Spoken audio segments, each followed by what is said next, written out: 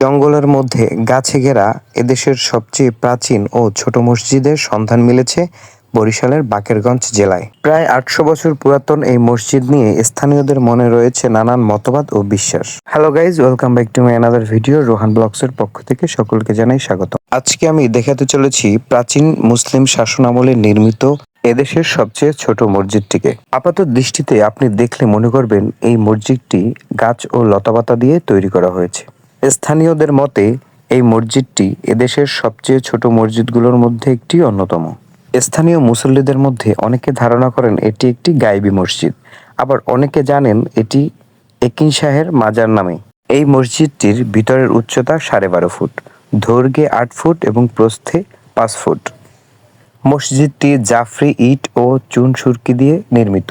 এই মসজিদটি এতটাই ছোট যে শুধুমাত্র 5 জন মানুষ দাঁড়িয়ে একসাথে নামাজ আদায় করতে পারে। এই মসজিদটি ঠিক কত সালে নির্মিত হয়েছিল তার সঠিক কোনো তথ্য পাওয়া যায়নি, তবে গঠনশৈলী ও নির্মাণ উপাদান দেখে মনে হয় এটি প্রাচীন মুসলিম শাসনামলে নির্মিত হয়েছে।